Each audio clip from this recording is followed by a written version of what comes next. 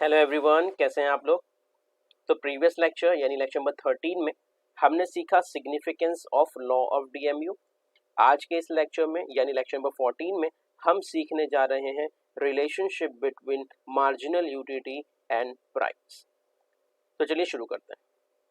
Let's discuss the relationship between the marginal utility and price in order to understand how the law of diminishing marginal utility forms the basis of demand. ये हमने previous lecture में discuss किया था कि किस तरीके से अगर किसी पर्सन को उस किसी प्रोडक्ट में किसी कमोडिटी में यूटिलिटी मिलेगा तभी वो प्रोडक्ट को डिमांड करेगा, तभी उस प्रोडक्ट को खरीदेगा, परचेस करेगा, बाय करेगा। ठीक है, तो इसे पढ़ने से हमें ये क्लियर हो जाएगा कि अगर मार्जिनल यूटिलिटी और किसी भी प्रोडक्ट के प्राइस में क्या रिलेशनशिप है, कि भाई कोई पर्टिकुलर कंज्यूमर किसी भी प्रोडक्ट को क्यों खरीदता है, क्यों बाय करता है, क्यों उस प्रोडक्ट की डिमांड करता है। It is a perfect example of practical application of the law of diminishing marginal utility। अभी हम सीखने जा रहे हैं एग्जैक्टली एग्जाम्पल के साथ कि किस तरीके से एक पर्टिकुलर प्रोडक्ट एक पर्टिकुलर कंज्यूमर को किस तरह से सेटिस्फाई करता है, उसका प्राइस किस तरीके से उसके सेटिस्फैक्शन में रोल प्ले करता है, यूटिलिटी में रोल प्ले करता है। टू अंडरस्टैंड द रिलेशनशिप और relation is essential to convert the marginal utility in terms of money. अगर हमें समझना पड़ेगा कि अगर यूटिलिटी कितना है, सेटिस्फैक्शन कितना मिला है, तो हमें उसे कन्वर्ट करना पड़ेगा इन टर्म्स ऑफ मनी में कन्वर्ट करना पड़ेगा कि भाई इतने रुपए से इतना यूटिलिटी मिलता है, तभी हम सेटिस्फाई कर पाएंगे, तभी हम दोनों चीज़ों को जस्टिफाई कर पाएंगे, एनालाइज कर पाएंगे, कंपेयर कर पाएंगे। ठीक है, क्योंकि यूटिलिटी तो एक फीलिंग है। अगर हमें उसे प्राइस के साथ कंपेयर करना है तो हमें उस यूटिलिटी को भी प्राइस में कन्वर्ट करना पड़ेगा। ऑब्वियसली हम प्राइस को यूटिलिटी में कन्वर्ट नहीं कर सकते, हमें यूटिलिटी को प्राइस में कन्वर्ट करना पड़ेगा। Is it clear? हमें कंपेयर करना ना, तो दो चीज़ों को सेम पैरामीटर में कंपेयर करना है, तो हमें 10 रुपया और 10 यूटिलिटी इस तरीके से हम कंपेयर कर सकते हैं। लेकिन सेटिस्फैक्शन जो यूटिलिटी है वो तो एक फीलिंग है, इनर फीलिंग है, तो वो उस फीलिंग को 10 रुपये से थोड़ी कंपेयर कर सकते हैं। इट मीन्स कि आपको इसे भी यानी यूटिलिटी को भी इस फीलिंग को भी आपको रुपीज में कन्वर्ट करना पड़ेगा, so that it can be compared with market price. तो इससे हम क्या कर सकते हैं, उस प्रोडक्ट के मार्केट प्राइस से उस यूटिलिटी लेवल को हम कंपेयर कर सकते हैं, एनालाइज कर सकते हैं, पढ़ सकते हैं, समझ सकते हैं। Let's assume that 1 unit of a marginal utility is 10। एक यूनिट से आपको कितना मिलता है, जो 10 रुपए का कीमत है। 10 रुपए खर्चा करने के बाद आपको एक मार्जिनल यूटिलिटी मिलता है। 10 रुपए खर्चा करने के बाद एक मार्जिनल यूटिलिटी मिलता है। The market price of a unit x is ₹50 और मार्केट प्राइस उस पर्टिकुलर प्रोडक्ट का कितना है, 50 रुपया। अब टेबल पढ़ लेते हैं, टेबल 2.3। बहुत ही आसानी से, बहुत ही बारीकी से इस टेबल को समझते हैं। चलिए देखते हैं। सबसे पहले नंबर ऑफ कॉलम्स देख लेते हैं। Number of units first column है, सेकेंड है एमयू यानी marginal utility divide by units of x, यानी हमने क्या किया है, मार्जिनल यूटिलिटी को डिवाइड किया है किससे, यूनिट ऑफ एक्स यानी कितनी प्रोडक्ट्स, उस प्रोडक्ट से। इसका मतलब ये होता है। एंड थर्ड कॉलम है marginal utility in terms of money and 1 unit is equal to 10। ये भी हमने सीखा था कि भाई 1 यूनिट कितना है, 1 रुपए का है, सॉरी 1 यूनिट 10 रुपीज का है। Market price upon unit of x यानी मार्केट प्राइस यानी एम पे अपॉन यूनिट, यानी वो प्रोडक्ट की बात कर रहे हैं, एक्स प्रोडक्ट की बात कर रहे हैं। एक प्रोडक्ट, दूसरा प्रोडक्ट, तीसरा प्रोडक्ट, याद है आपको फर्स्ट मैंगो खाया था, थर्ड मैंगो खाया था, फोर्थ मैंगो खाया था, उस यूनिट की बात करें। कंपैरिजन बिटवीन एमयू यानी मार्जिनल यूटिलिटी एंड प्राइस, यही एक्चुअल हमारा टॉपिक है कि हम क्या कर रहे हैं, कंपैरिजन कर रहे हैं मार्जिनल यूटिलिटी को और प्राइस को, कि भाई किसी प्रोडक्ट से कितना प्राइस पे करने के बाद हमें यूटिलिटी मिलता है, तो हम कंपेयर कर रहे हैं मार्जिनल यूटिलिटी को प्राइस को। ठीक है, चलिए फर्स्ट यूनिट, आपने फर्स्ट यूनिट कंज्यूम किया, पहला मैंगो आपने खाया था। ठीक है, आपको पता है कि उससे प्रोडक्ट से आपको मार्जिनल यूटिलिटी कितना मिल रहा था, 10 मिल रहा था। याद आ रहा है आपको? यस, हमने आपको बहुत ही अच्छे से डीएमयू समझाया है, वहाँ पे हमने सीखा था कि फर्स्ट यूनिट से आपका मार्जिनल यूटिलिटी 10। ठीक है, अब मार्जिनल यूटिलिटी कैसे मिल रहा है, marginal utility of money of 1 unit is equal to 10। तो आपने क्या किया, 100 कैसे आया, आपने 10 मार्जिनल यूटिलिटी आपको मिला था और 10 रुपया उसका प्राइस था, तो आपने 10 इंटू 10 कर दिया, you will get 100 marginal utility आपको आ गया। आपने कंपेयर कर लिया, मार्जिनल यूटिलिटी आ गया आपका 100। उस प्रोडक्ट से यूटिलिटी मिला आपको 10 और उस प्रोडक्ट पे कितना खर्चा किया आपने, 10, तो मल्टीप्लाई करके आंसर आ गया 100। 100 क्या आ गया आपका, marginal utility in terms of money. ठीक है, मार्जिनल यूटिलिटी अदरवाइज 10 ही है, लेकिन marginal utility in terms of money कितना है, 100 है। ठीक है, fourth column market price of price upon unit of x. तो मार्केट प्राइस कितना है, अभी हमने अज्यूम कर लिया था कि भाई मार्केट प्रोडक्ट, उस प्रोडक्ट का प्राइस 50 है, तो आप देखिए पहला प्रोडक्ट खरीदा उसका प्राइस भी 50 था, दूसरा खरीदा उसका भी 50 था, थर्ड फोर्थ मैंगो, यानी जितने कमोडिटीज, जितने आम खरीदे सबका प्राइस कितना है 50 ही। तो ये तो कांस्टेंट रहेगा, ठीक है। ये आपको एग्जांपल में ऊपर मेंशन किया कि भाई आपका जो प्रोडक्ट का प्राइस है वो कितना है, वो 50 रुपीज़ है। यहाँ पे आपको एग्जांपल स्टार्ट करने से पहले x is equal to 50 rupees आपको मेंशन कर दिया है, ये वाला प्राइस, ठीक है। चलिए now the last one, comparison between MU and price. Marginal utility price में कंपैरिजन कितना, देखिए मार्जिनल यूटिलिटी आपको कितना मिला 100, ये वाला, और प्रोडक्ट का प्राइस कितना था 50, कौन सा वाला, फोर्थ कॉलम वाला, ये वाला 50, ठीक है। तो अभी इस एग्जांपल में यानी फर्स्ट यूनिट कंज्यूम करने के बाद आपका मार्जिनल यूटिलिटी ज्यादा हो रहा है और आपका जो प्राइस आप प्रोडक्ट पे खर्चा कर रहे हैं वो कम है, वो है 50। Is it clear? तो एमयू इज ग्रेटर देन ₹50। इसी तरीके से हम दूसरा प्रोडक्ट भी कंज्यूम करते हैं, दूसरा कमोडिटी भी खाते हैं, हम दूसरा मैंगो भी कंज्यूम कर रहे थे, दूसरा मैंगो भी खा रहे थे, ठीक है। उससे आपका यूटिलिटी आपको पता है मार्जिनल यूटिलिटी हमेशा डिमिनिश होता है, डिक्रीज होता है, क्यों, तो कितना हो गया, ऑब्वियसली फर्स्ट से कम होगा 8, ठीक है। अभी 8 रुपीज 8 मार्जिनल यूटिलिटी आपको मिला और 10 रुपीज आपको पता है आपको खर्चा करना पड़ता है हर प्रोडक्ट के ऊपर, आपका प्राइस कितना, आपका marginal utility in terms of money कितना हो गया, 8 इंटू 10 यू विल गेट 80, और आपको पता है कि मार्जिनल उस प्रोडक्ट का प्राइस कितना है, मार्केट प्राइस कितना है, वो है 50। तो अगेन आपने मार्जिनल यूटिलिटी को प्राइस से कंपेयर किया 80, that is MU is greater than 50 rupees. तो अगेन यहाँ पे आपका जो एमयू है इज ग्रेटर देन 50, याद रखेंगे। फिर हमने थर्ड मैंगो भी कंज्यूम किया, तीसरा आम भी खाया, उसके बाद हमने इसको कंपेयर किया तो हमें मार्जिनल यूटिलिटी पहले दूसरे से भी कम हो गया, दैट इज 7। तो 7 का 70 कैसा है, 7 यूटिलिटी मार्जिनल यूटिलिटी और 10 रुपीज हमने इसको खर्चा किया था, तो हमें टोटल कितना हो गया, 7 into 10 you will get 70। Again इस प्रोडक्ट का प्राइस कितना है 50, जो कि कांस्टेंट रहने वाला है मार्केट प्राइस, ठीक है। तो marginal utility is greater than price, तो मार्जिनल यूटिलिटी कितना था भाई 70, और जो 70 वो 50 से बड़ा है, that is why marginal utility MU is greater than 50 rupees. Again हम आगे बढ़ते हैं, प्रोडक्ट 4 भी कंज्यूम किया, चौथा आम भी हमने खाया, मार्जिनल यूटिलिटी ऑब्वियसली आपको पता है डिक्रीज ही होता है, डिमिनिश ही होता है, तो 7 से हो गया 5, ये 5 आपका मार्जिनल यूटिलिटी था, मल्टीप्लाई किया उसके प्राइस से, आपको मार्जिनल यूटिलिटी मिल गया 50। तो अगेन 50 प्रोडक्ट का प्राइस था, मार्केट प्राइस, और 50 ही मार्जिनल यूटिलिटी। तो इस एरिया को अलग तरीके से शेडेड कर दिया, हाईलाइट कर दिया कि भाई 50 MU is equal to price. तो यहाँ पे इस केस में यानी यूनिट 4 पे इंपॉर्टेंट पॉइंट है, इसके एक्सप्लेनेशन में लिखेंगे भाई इस पॉइंट पे ही आपका marginal utility is equal to its market price. तो यहाँ पे 50 MU is equal to 50 rupees. आगे बढ़ते हैं, अगर हमने 5th मैंगो भी कंज्यूम किया, 5वां आम भी खाया, तो ऑब्वियसली आपको पता है कि मार्जिनल यूटिलिटी आपका डिमिनिश होता है, डिक्रीज होता है। 5 से हम आ गए 3 मार्जिनल यूटिलिटी, 10 रुपये उसका प्राइस है, 3 into 10 you will get 30। Again आपको पता है कि उस प्रोडक्ट का प्राइस तो मार्केट प्राइस तो वो है 50। तो अगेन आपने कंपेयर किया 30 MU that is 30 marginal utility is lesser than और lower than the market price that is 50। आपको पता चल गया कि यहाँ पे एमयू जो है वो लोअर आ रहा है, एमयू आ रहा है 30 और मार्केट प्रोडक्ट का उस प्रोडक्ट का प्राइस है 50 रुपीज। तो यहाँ पे एमयू जो है वो छोटा है उसके मार्केट प्राइस।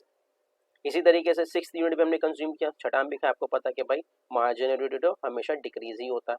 तो फर्स्ट यूनिट आपने यूटिलिटी मिला है 1 और उस प्रोडक्ट का प्राइस है 10, 1 इंटू 10 विल गेट 10 और 50 रुपीज तो उसका प्रोडक्ट का प्राइस है market price.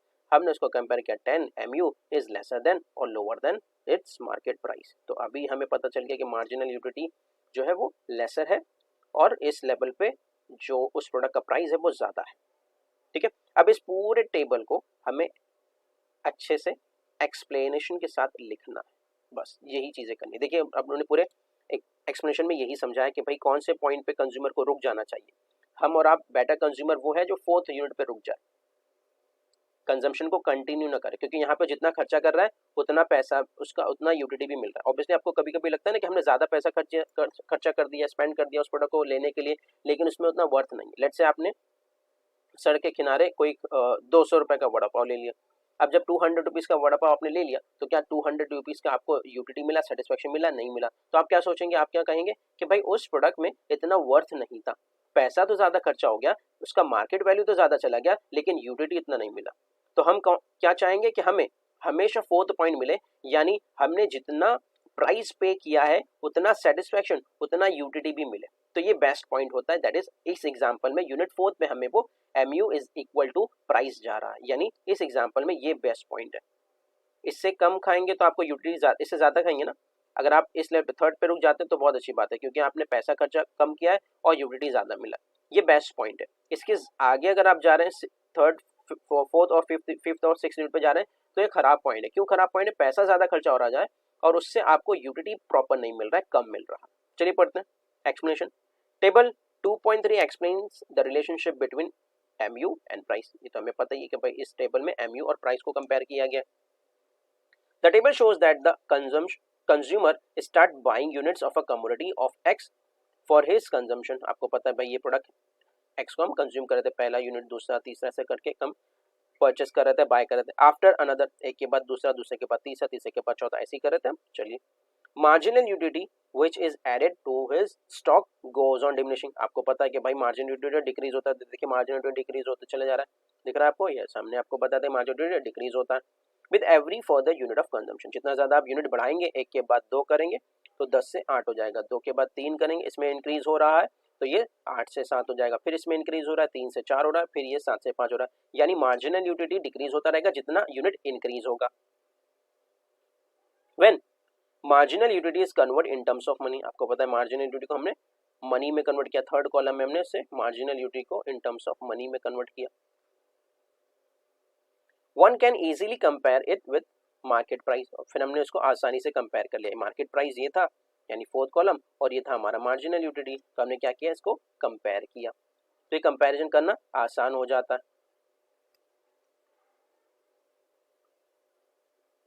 Which is shown in the column fifth of the table 2.3। तो 2.3 में फिफ्थ कॉलम में मार्केट प्राइस आपको पता है 1 2 3 4 और ये फिफ्थ में आपको एक्चुअल में कंपैरिजन करके दिखा रहे हैं कि भाई यहाँ पे आपने मार्जिनल यूटिलिटी ज्यादा पाया है और पैसा कम खर्चा किया है। क्लियर? चलिए कंटिन्यू, आगे बढ़ते हैं। For the first time 3 units consumed, it's found that marginal utility in terms of money is greater than the price paid। आपको पता है फर्स्ट सेकंड थर्ड यूनिट तक हमने जितना भी पैसा पे किया था, प्राइस पे किया था, वो कम था और मार्जिनल यूटिलिटी ज्यादा था। याद है आपको? फर्स्ट पे हमने कहा था मार्जिनल यूटिलिटी 100 मिला था, प्राइस हम कम पे कर रहे थे, 50 पे कर रहे थे।